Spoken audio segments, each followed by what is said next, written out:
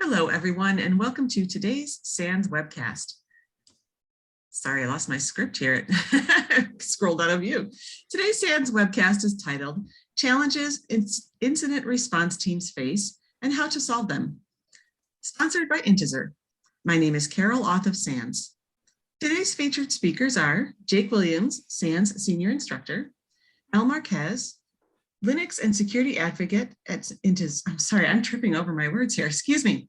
I'm going to start again. El Marquez, Linux and Security Advocate at Intezer, and Nicole Fishbane, Security Researcher at Intezer.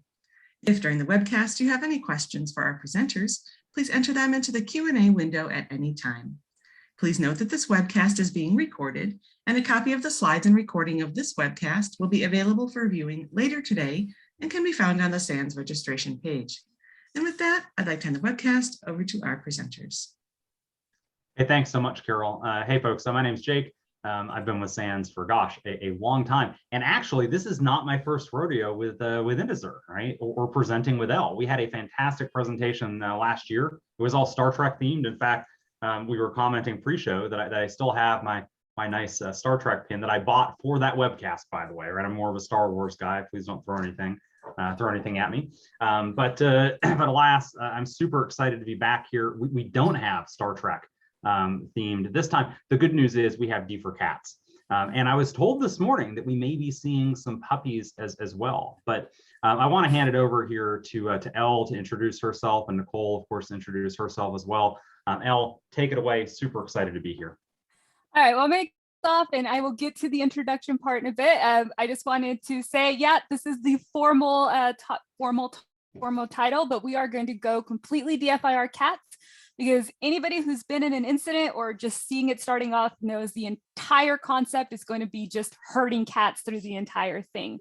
Small thank you to all of our Twitter family for providing a lot of the photos that you're going to be seeing today. But with that said, I'll go ahead and introduce myself. I think you've all heard my name several times, and I guess I got a bit of a promotion, a bit of a change. I'm now the security researcher at Advocate at Intezer. And all that basically means is, you know, all that research you get and the pen test reports that you get thrown on your desk, I'm advocating that you actually do something with that. And so today with Nicole. Nicole, would you introduce yourself? Hi, my name is Nicole Fishbane. I'm a security researcher at Intezer. Our job is finding new threats, writing and reporting them, so you will know what is going on and you will know how to protect yourself. I like that. And Jake? Hey, I'm Jake, and I work with SANS and occasionally other organizations as well, but a ton of incident response experience and love herding cats, right? Everybody in incident response has to, or you're going to burn out really, really quickly. So, Elle? All right, so we're going to tell this all in a story. And every story of DFIR, and I swear just anything in InfoSec, starts off with that dreaded alert. As a sysad, I remember clearly that board just going blue with alerts and changing colors depending on the severity and SLA of it. And having to get to it, just at tier 1, having to get to it, having to look through them, figure out, triaging, and is it an actual attack? And if it is, is it just somebody that clicked on a spam email? Is it actually just a scam? Was it a phishing attempt? Is it spyware? Is it actually malware that's actively happening? And when you finally get there and you realize this is what it is and it's real, then you have to figure out, what, is it a false alert that's real? Did we contract out to a third party and somebody forgot to document it? We forgot to mention there's a maintenance, or is ransomware actively, shutting down our systems? Once you do that, you hand it off to tier 2, and that's where Nicole would take over. So here we need to understand if it's not a false positive, and basically gather more information to understand what we're facing with, and maybe try to classify, collect some evidence and see what's going on. So we need to prove that something is happening, and we need to understand what is happening. So for that, we need to collect evidence. We have 3 major types of evidence. So that's hard disk forensic, memory forensics, and live forensics. Hard disk forensics is basically collecting different files from different places all over the system. And it would be the best scenario if an organization have a plan. So they will know where to look for files, which files should they collect. Maybe it will depend on the case, on the scenario or the threat, the type of the alert, and so on. Next, we have memory forensics. So here we would like to collect information from all the running processes from the RAM. So this type of forensics is very useful for more advanced or threats that don't leave trace on the disk. So for example, fileless malware or packed malware that are not writing to the disk, and we will be able to see and collect evidence only if we get the memory. And if But the here- cloud server stays up, right? We haven't removed it, we didn't delete it, we didn't reboot it, and Windows the issue. Exactly. So Oh, no, go ahead, Nicole, please. no, I just wanted to say that memory forensics could be very hard, and yeah, I'm sure you have like more stories about that. Oh my gosh, I used to tell folks my biggest challenge in memory forensics was getting the incident responders to go grab me a memory dump, or the help desk not to shut a machine down, right? Because then I lose the memory, right? You know, I love the old examples of folks bringing you a hard drive in the old hard disk forensics. I say old, but you know, in a hard disk forensics situation, they bring you a copy of a hard drive and they say, what was running on the machine? And I'm like, well, I mean, neat, right? But like, you know, that's kind of like doing a crime scene investigation, right? You know, you're in the house, you know, where somebody was murdered, and you're like, okay, tell me who was eating what here. And you're like, well, if you wanted that, then you should have cleared everyone out of the house, right? Like that's granted, of course, in our situation, those analogies break down a little bit, but yeah, I mean, memory dumps, you know, huge there. I'll also mention, by the way, that, you know, what was it, a couple of weeks ago, we saw Moonbounce, that new UEFI rootkit, that it's persisting with, you know, basically your firmware. And those are those kind of memory/files attacks that, you know, Nicole's talking about. I expect to see more of this kind of stuff. And, you know, certainly having, you know, threat actors are onto us, right? They're onto us, and they know that we need this kind of data. So anyway, Nicole, yeah, sorry, I didn't mean to steal any mic there on the memory side, but whew, I have so many memory stories, my goodness. Go ahead. Feel free. So yeah, for example, living off the land, so running commands without leaving any trace on disk is another trend that we see now in malware, using PowerShell or different features in Windows or bugs, as you want to call it. Basically running commands, running scripts without writing malicious payload into disk. So as long as the process is running, you're good, you can catch it. But what happens if you arrive to the scene and the process already terminated, so you don't have any trace? So a lot of challenges here. And lastly, we have live forensics. So we can think about it like just constantly scanning the runtime. So constantly looking what is running and trying to find anomalies, trying to find suspicious processes, or maybe suspicious process tree, like if a word process will call MSHTA and command line and PowerShell, that's suspicious. That means that something is going on there. So that's another way to get more evidence and to understand what we are facing with. Right, Actually, so Nicole, can we drop back one slide here and really quickly discuss this live forensics versus memory forensics side, because this is something we talk a lot about, and even with the hard disk forensics, right? You know, we have these three, let's just call them three broad disciplines of forensics: the live response, memory forensics, you know, dead box/hard drive forensics. The ordering can matter a lot, right? As far as what data we get. And of course, you know, there have been a lot of fights in industry about, you know, do you run some live response commands first or get a memory dump first? Or I'm not going to solve that here. That's, you know, holy wars have been fought over less, I think. But you know, what I will say here is make sure that you document what you did, You know, from a forensic standpoint, I always tell folks it's a lot like, you know, if you've ever, well, I guess CSI doesn't do a really good job of this, right? But like crime scene investigations, the real ones, not the TV drama ones, they take exclusion prints, right? Exclusion fingerprints from everybody that worked the scene, meaning you get printed when you work the scene because they want to be able to come back. Of course, you would never touch anything without your gloves, but if you did, they want to be able to see, oh, no, that we can explain that print away. We know where that one came from. And all too often, I see folks on, you know, doing incident response and forensics, you know, not doing any of that. They're like, you know, we did some stuff, we grabbed some data, and I'm like, in what order? And they're like, well, here's all the data. And I'm like, that's great, but it really, really matters for me. A great example of this is prefetch, right? Where, yes, in later versions of Windows, we've got 1,024 entries there.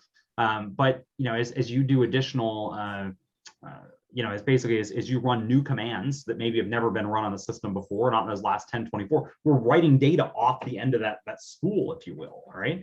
And so knowing what happened when, hugely, hugely important, right? So apologies on the interruption / kind of discussion here, but, you know, but I did want to highlight that while these are three and they are independent in the way we're going to perform the analysis, as we collect that data, we have to be, my goodness, take good notes, I guess, is the long and the short of it. So Nicole, I'll kick back to you, but I don't know if you have any other thoughts around this. It's just something that I love to, like, since we're talking about these three disciplines, wanted to hammer home.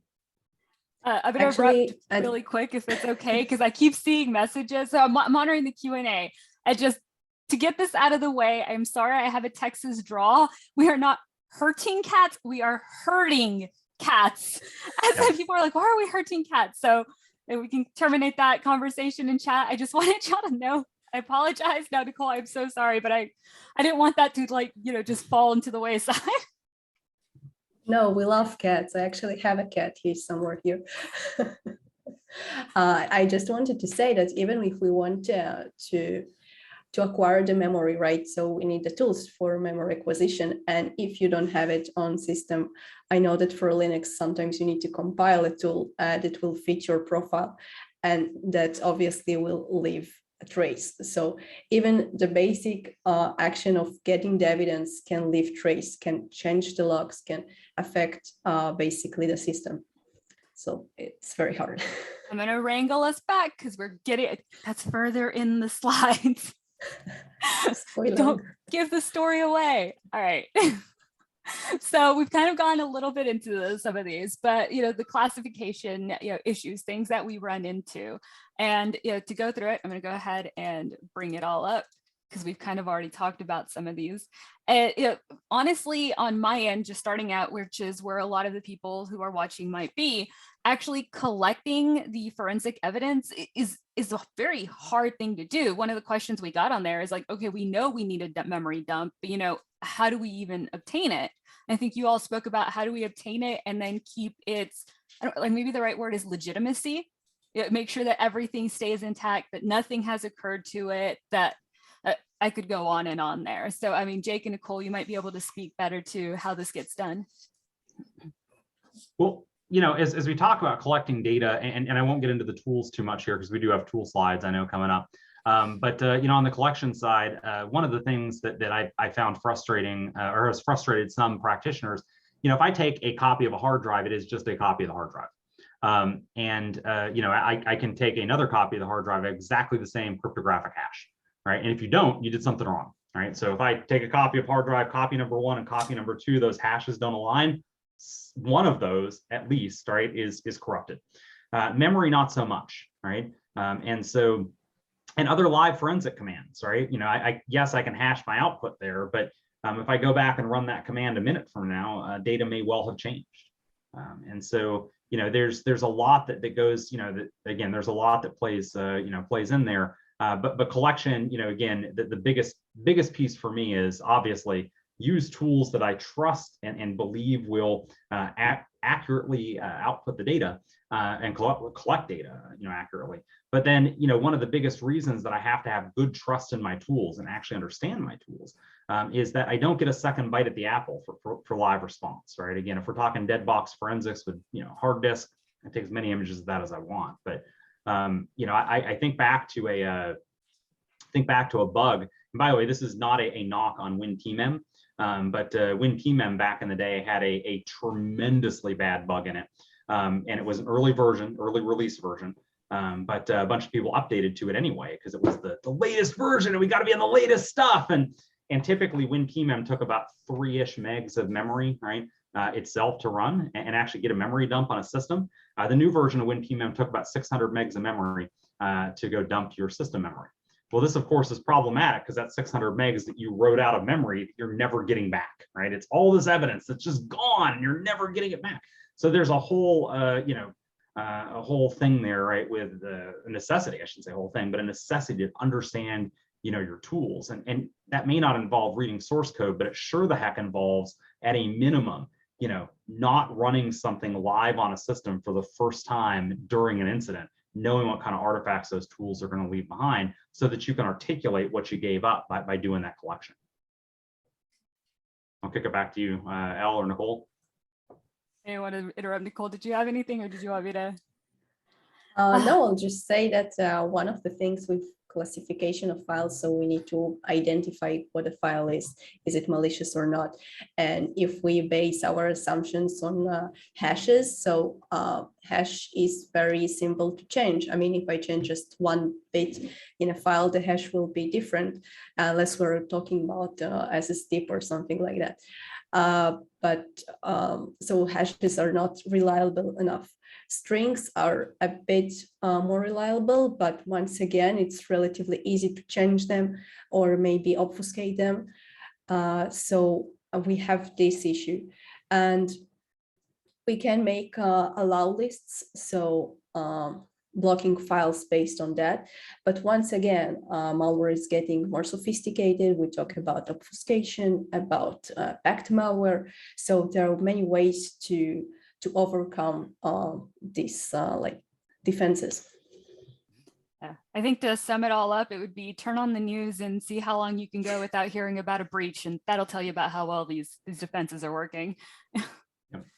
But I guess on the classification side, though, Nicole brought up something fantastic. She mentioned you only have to change one thing, like how hashes really are not necessarily like a great tool for classification.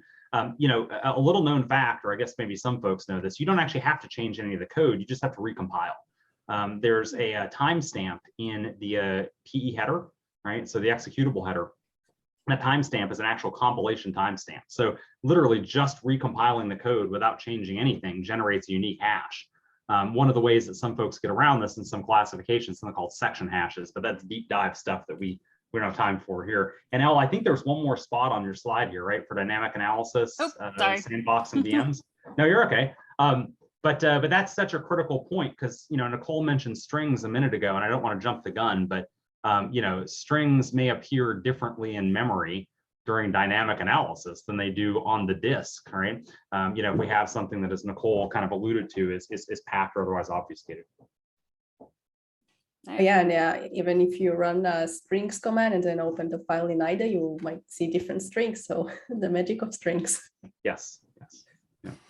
Well, that's actually another. Oh, sorry. Go ahead, Elle. I said I'm going to push us through to the slides just to get to the slide where this conversation was supposed to happen. So, there are challenges, as you all might be able to see. By the way, the kitty jumping the toilet paper there is Nicole's cat, which we have learned is an extremely intelligent cat. Indeed. But back to our conversation. These are some of the issues which we've been discussing. Now carry on, Jake. Well, no. I mean, I think that's there have been whole discussions around the whole, first off, is this thing a false positive, right? And a lot of this comes down to, many of us don't know our networks as well, maybe as we should, maybe our applications as well as possibly we should. And a situation that we often find ourselves in, or at least I find myself in, is, turning to an organization, particularly as you think about like lol bins, living off land binaries and scripts. And, we turn to an organization and say, hey, we saw this thing in threat hunting, or we saw this thing in after an alert was triggered, we doing some investigation. Is this normal? And they turn and they're like, oh, definitely not. And a week later, or an hour later, or however long, my longest is a week and a half later into an investigation, somebody finally figures out that, oh no, 100% of this is legitimate. It looks really, really bad, but it's, yeah. So is it a false positive or not? And I certainly have lots of experience there. But Nicole, I think you wrote this originally. I want to kick it back over to you to talk about classifying those collected files. Yeah, so when we're classifying, I think we mentioned before, but as we said, we have the IOCs based on hashes and signatures, which are easily changed. And if we talked about packed malware, so think about that the malware can be obfuscated, it can be compressed inside another file, and it will just bypass all the security tools, because if you look at a file, it looks legitimate. And of course, we have living off the land, so running commands that will actually download the payload from another server. So here you know that the networking is probably the place to look for this evidence, because nothing is written into disk. It's all in the runtime.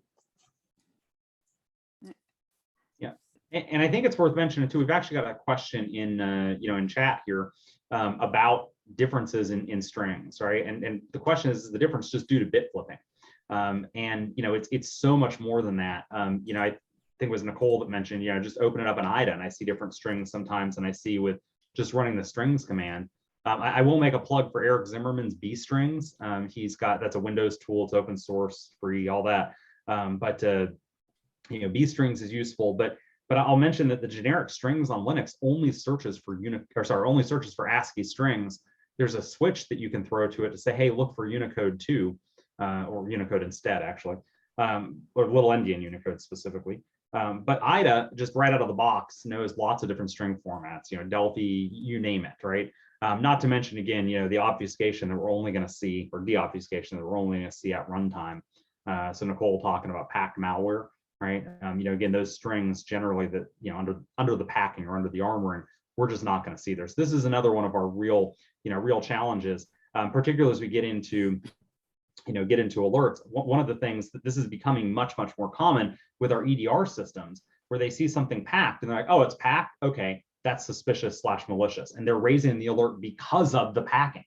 And so I'm seeing more and more EDR analysts have to deal with this on a consistent basis, right? Where the EDR vendor or the security vendor is saying, hey, like, I'm supposed to alert you more on stuff that might be malicious. I'm not sure this is, but it kind of looks a little bit, and that's it. Game on, man. Now my analyst is unfortunately now trying to work through, is this malicious or not, on something that honestly they just never would have seen 2 or 3 years ago, right? That alert just wouldn't have been raised. So I don't know if somebody wants to talk about the collecting and analyzing memory dumps, or Nicole, do you want to jump into that one? Or Elle? Hold on, we got to get to the solutions portion. Oops. Da-da-da. Solutions, which is what we'd be doing. All right, so I put this slide in here, this picture in here. I do it very tongue in cheek, because having worked on the floor of a major company dealing, offering security as a service to other companies, once you're in the middle of an incident, alcohol being out on the floor to help you deal with stress and just stay there a little longer was not abnormal. And knowing other people, it just isn't. It's sadly the state that we've gotten to. So one of the things that we're here to offer today is other solutions from that. And Jake, we were just talking about this when we started out, and it's the whole assume breach mentality.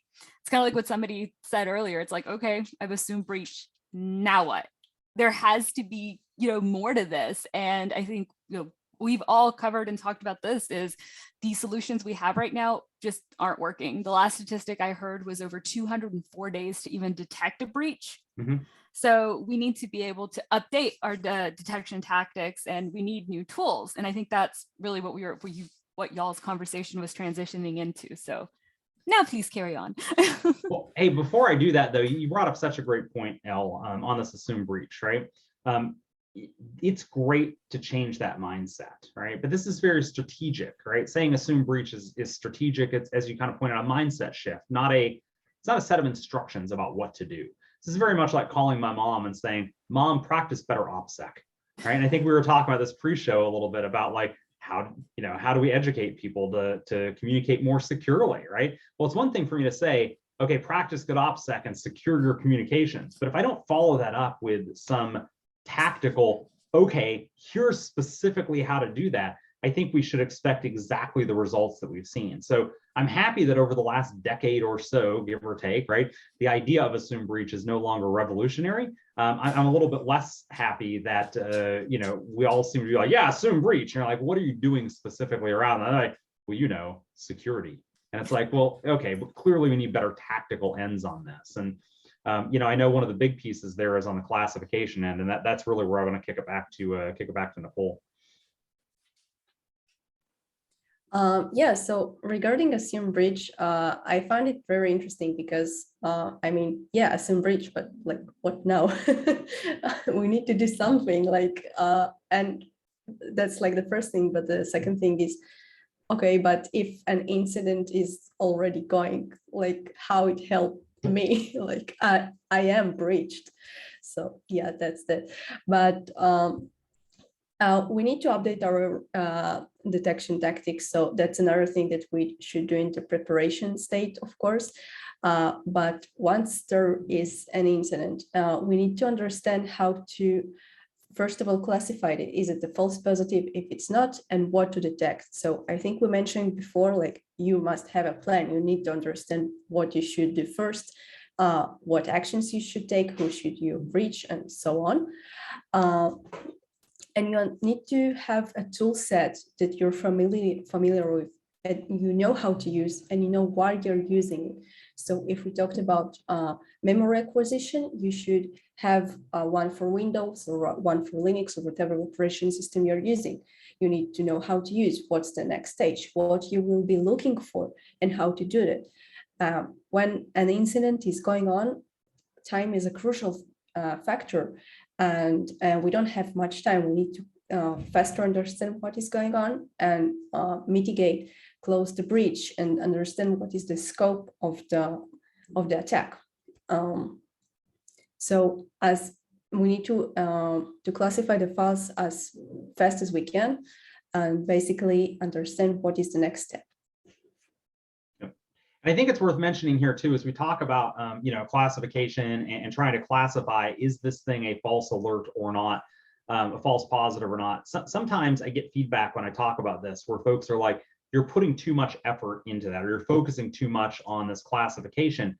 And I have to argue that's not really true, right? We do need better, not just detection methods, because our better detection methods, or better detection tactics, if you will, have resulted in a deluge of alarms, a large portion of which are false positives, right? If we presume that, there's some percentage of some fixed percentage or some base rate of false positive, the more data we analyze, and we are definitely analyzing more data. In fact, there's more data to analyze as we think about containers, and we now have additional abstraction layers, all of which we have to pick up.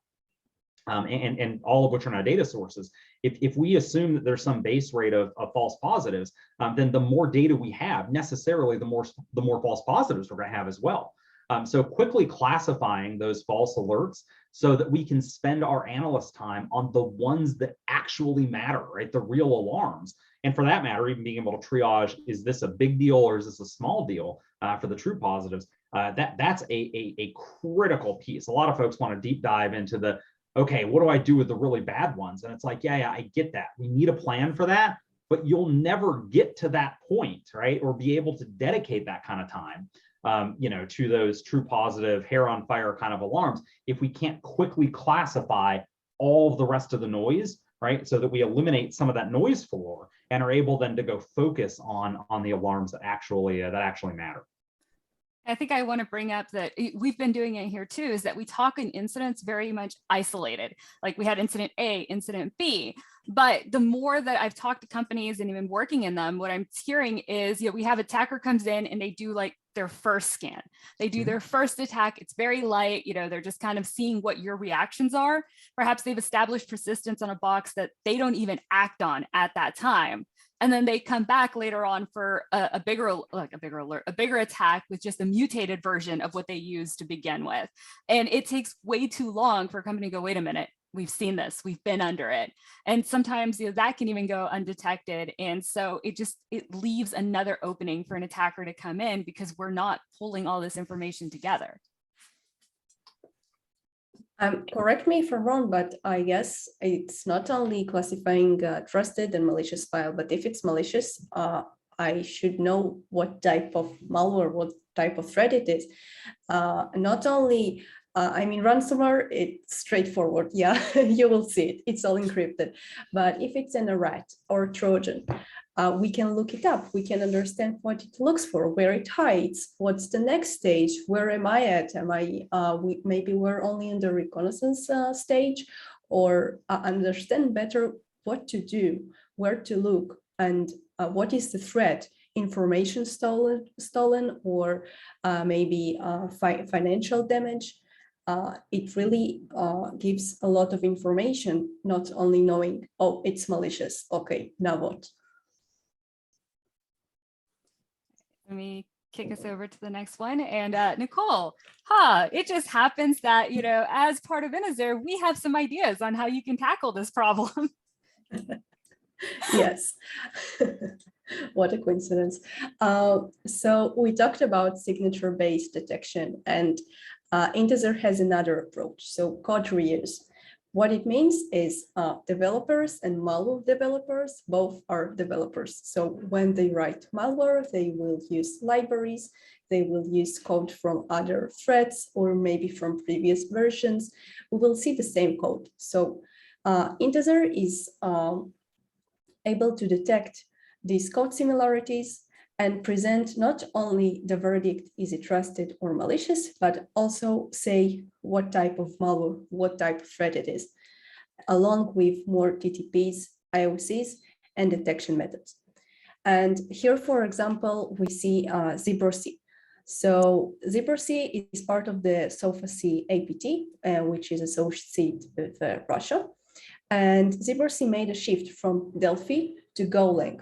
So we mentioned malware that changes bits. Here they changed the language.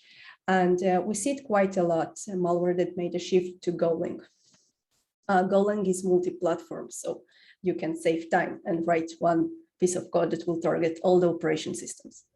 So ZebRC was discovered in November 2020, and actually they used the COVID-19 lure. And what they did, they dropped malware using VHD. And here we see an analysis. So we see the huge code reuse. Elle, if you can click.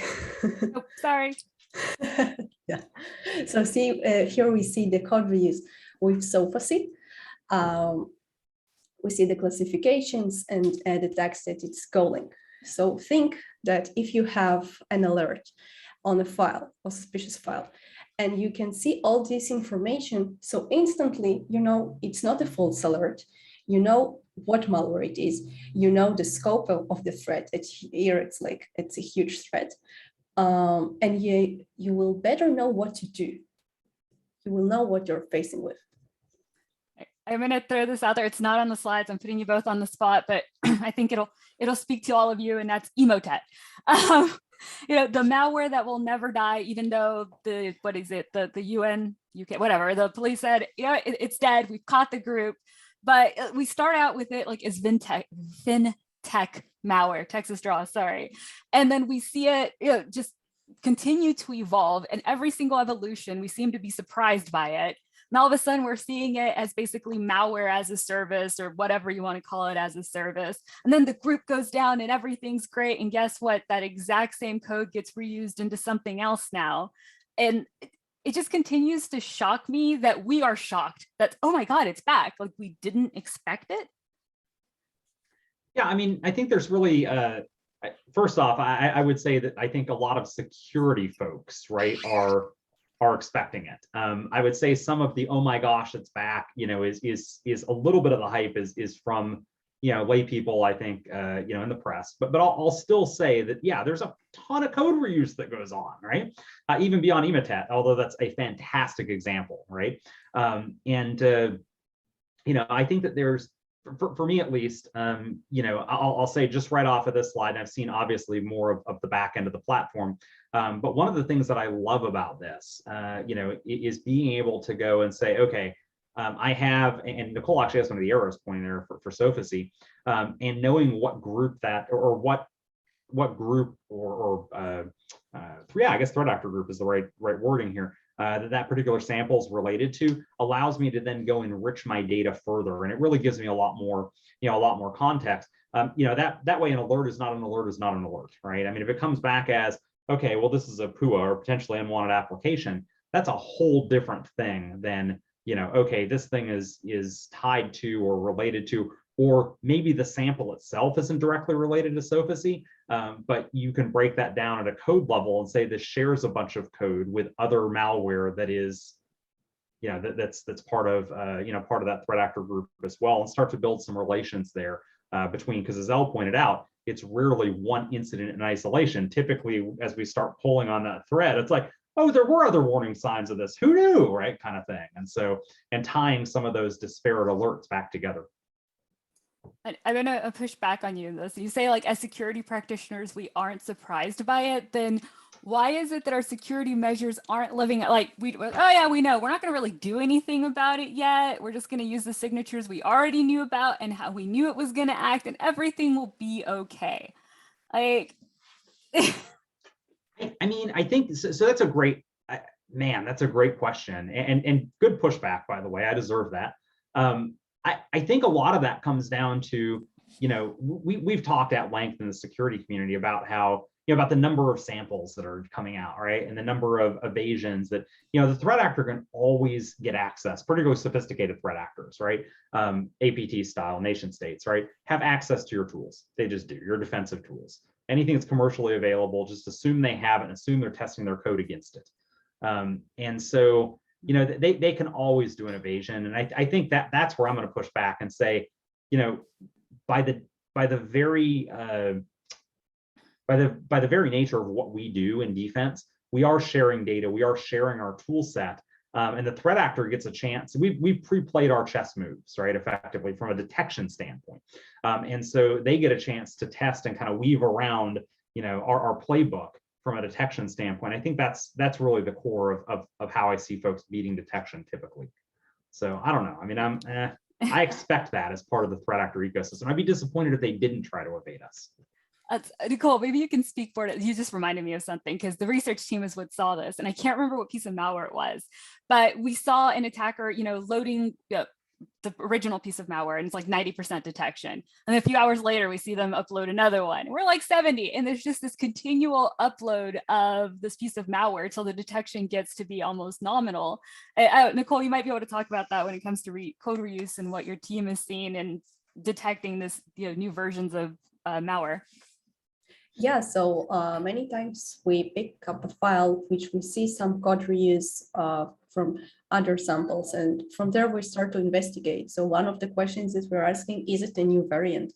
And if it is, what's the new features? If we see some unique code, meaning code that we didn't see in the previous versions. So here we can maybe say, oh, so maybe they know what we detected in the previous time and how to maybe evade detection, some new features, new capabilities. Maybe they target new systems, new techniques, and so on. So code reuse is a really powerful tool that helps us detect new variants and new threats, because if we know that there are some libraries or functionalities that are common among many malware families, and we see a new sample that shares this common malware code, so we know it's a malware, and then we will start looking for what is unique about it and try to understand what threat it is. Maybe I can prompt you or Jake to also talk about this when it comes to, memory forensics.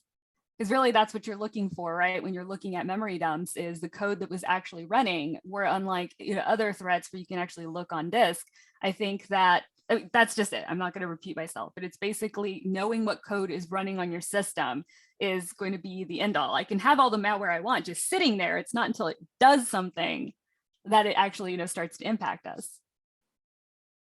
Yeah, I mean, certainly I would say that we find more code similarities in, to that point, we do find a lot more code similarities in memory, right? And I think one of the reasons for that is, as we start talking about, code similarities, for us to be able to pick that up, or for even our systems like Inazur, that can go and identify code overlaps, right?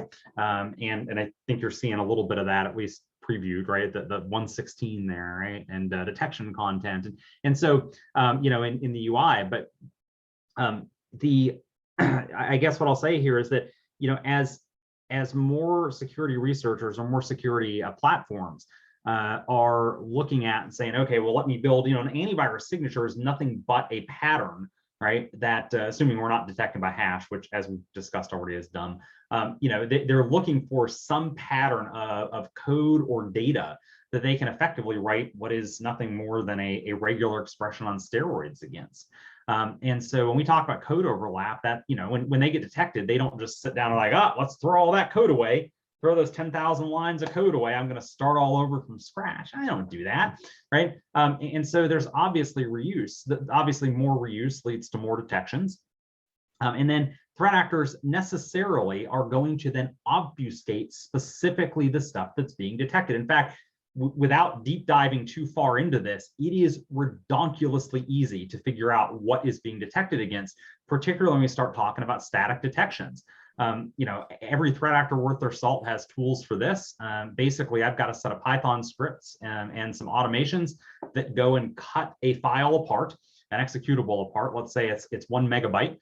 You know, I'll cut it into let's say 10 different pieces, like just equally 10 different pieces. And then I have my automation go use the antivirus again to scan against those 10. And I see then what got detected, right? Well, it's number 8, right? Now I have an 1/8 of the original file. Rinse, lather, repeat, right? Now, granted, there's a little bit more complexity here, right? But at a high level, that's effectively what you're doing. And so threat actors, when they figure out what you're signaturing on, what do? They obfuscate that code specifically.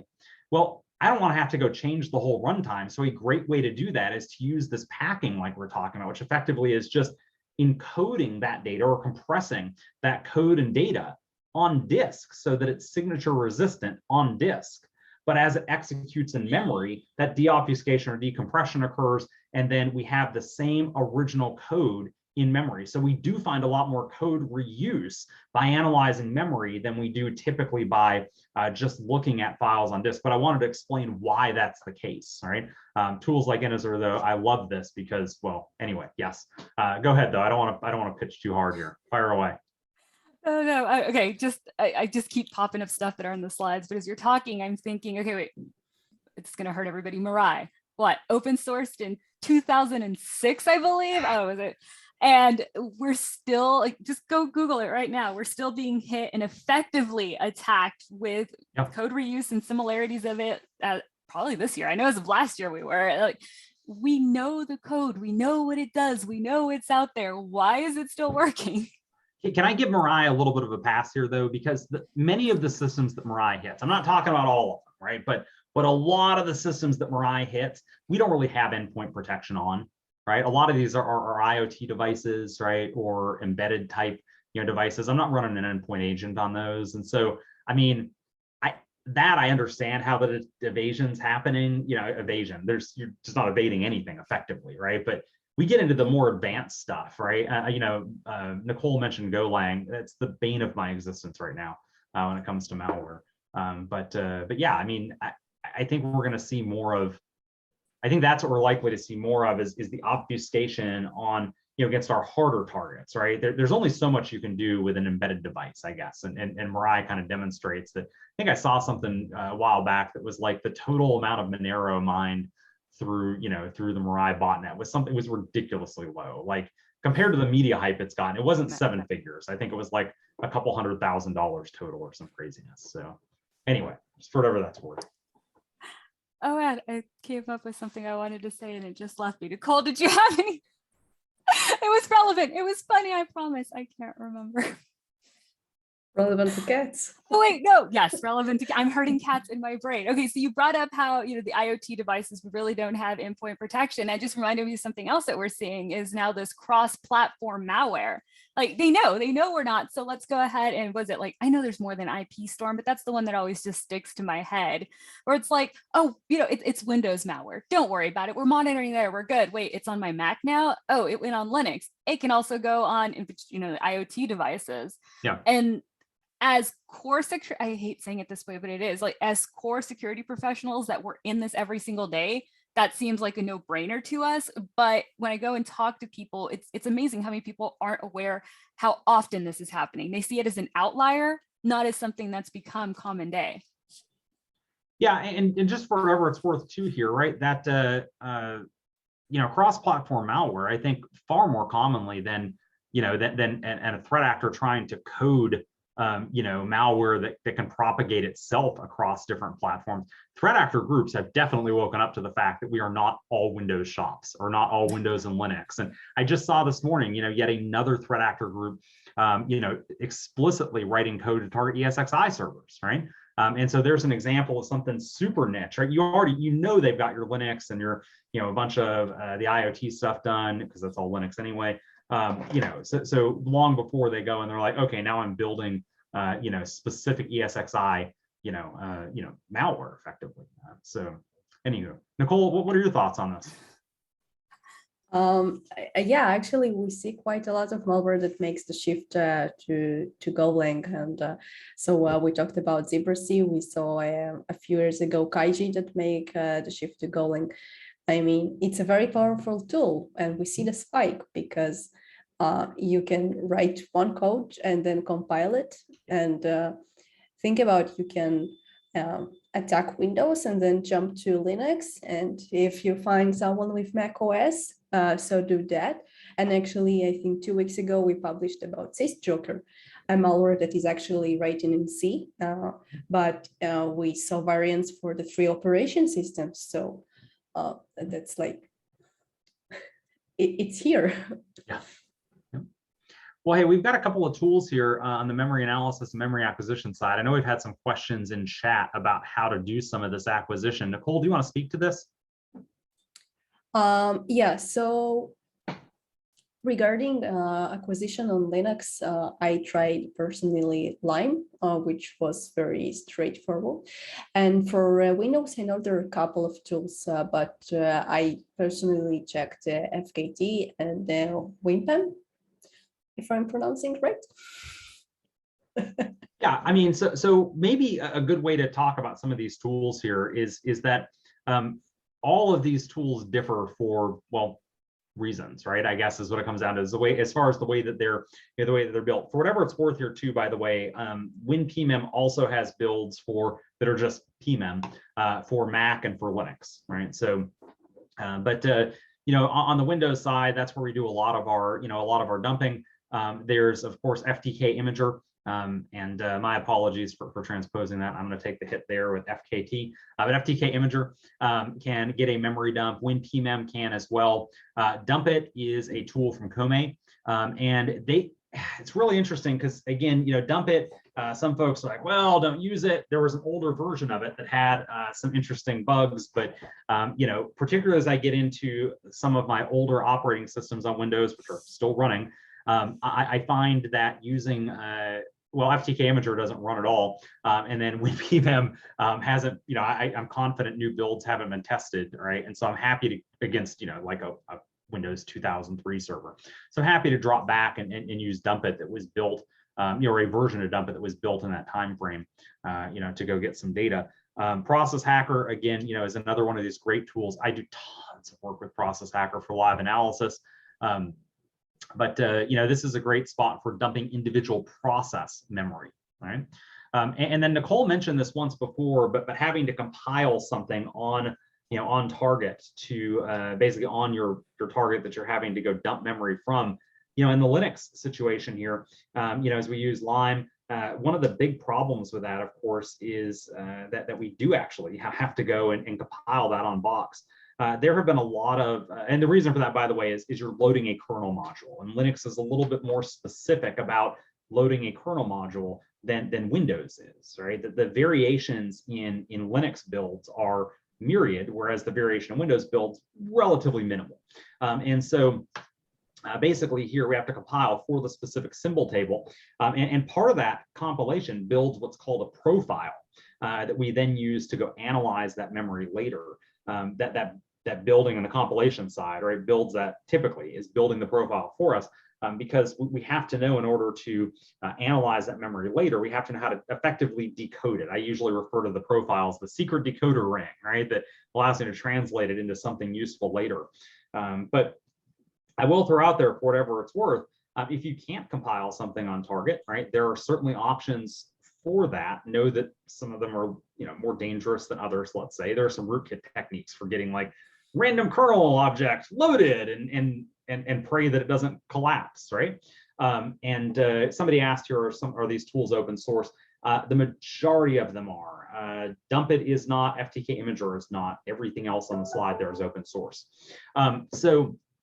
But on the memory acquisition side here, though, I just want to mention, if for whatever reason you can't get a full memory dump of a system, there are plenty of ways to go individual memory dumps of processes that are in many cases themselves. Granted, I don't have as much data from just one process's memory as I do from the whole system memory, but I can still get a lot of data out of that. And so I just throw out there that, across Linux, across Mac, across Windows, we have the ability to create dump files of the running memory for a given process without getting into kernel space.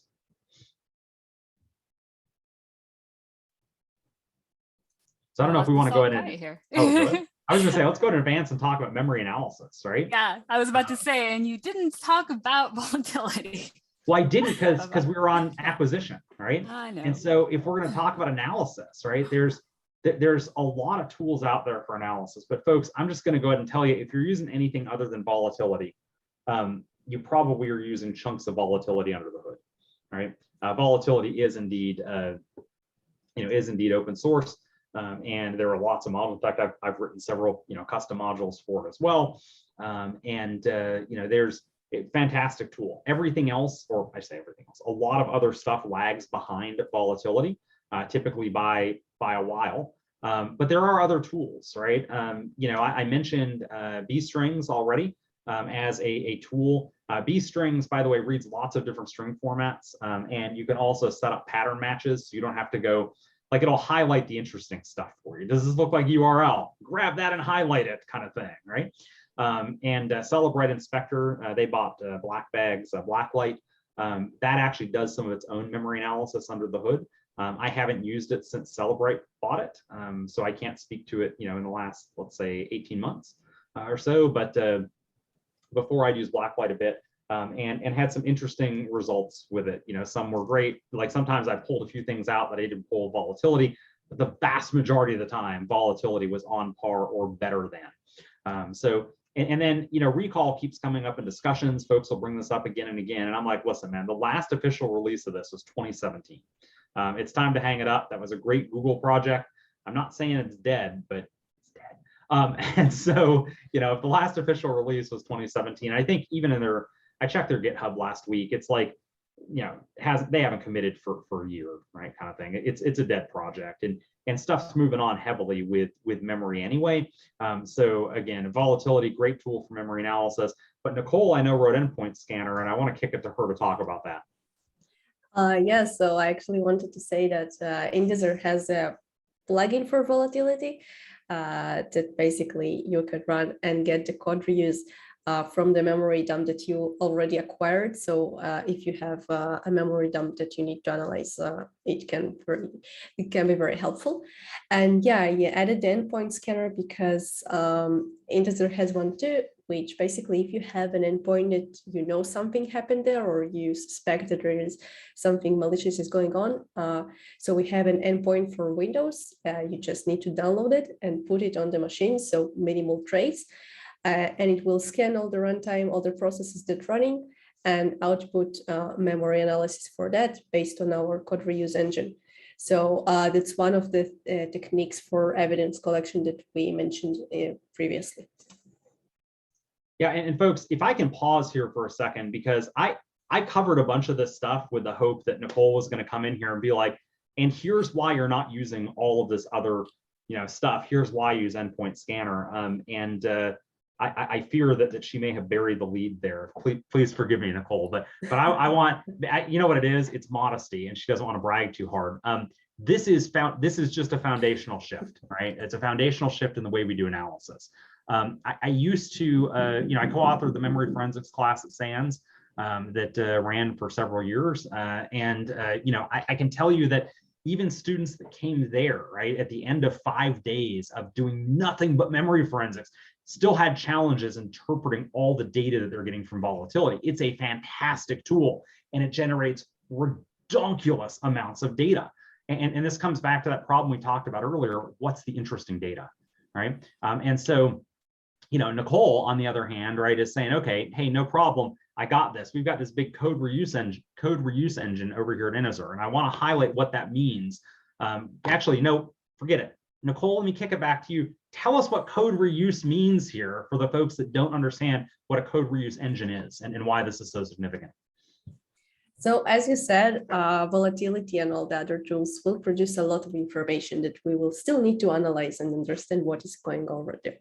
But as you saw a few slides before, because Inazur has this GUI that straightforward, it will highlight what is important. Is it malicious, and what is malicious, and why is it malicious, and what are the connections? So we have the same for memory analysis, because we are able to scan all the code and pick up the malicious part or the suspicious parts that are that you should pay attention to. Basically, we show you where you should focus straightforward. You don't need to, once again, go over the results and analyze them all over again. Yeah, and so the significance here, right? I want to just throw this into take it out of the abstract and put it into concrete. I want you to think about, you've got a memory dump from a system. You got the memory dump because you had some interesting alert. Maybe an EDR, alert says, hey, something tried to touch LSAS, right? And you're like, oh, great. All right, so you go, you get a memory dump, and now you're like, okay, what do I look at, right? Well, if there's an interesting process relationship, the thing that tried to touch LSAS is long dead. You're there as an incident responder trying to tie all that back together, we hope, right? I have a bunch of processes there, and I'm interested in knowing, is there anything that is known to me to be malware? Well, I can't just take that data and upload it to VirusTotal. That's not an option. I can't upload my memory dump. There's way too much in that from a sensitive data standpoint. Even individual process dumps, I can't upload to VirusTotal to get scanned because, well, there's too much data, right? That's going to be a compromise type issue because I'm uploading my personal data up there or enterprise data in the working process memory of these processes. And so what this code reuse engine is going to be able to do for me is then turn around and say, hey, you got this memory dump and there's 130 processes on your Windows endpoint that are running.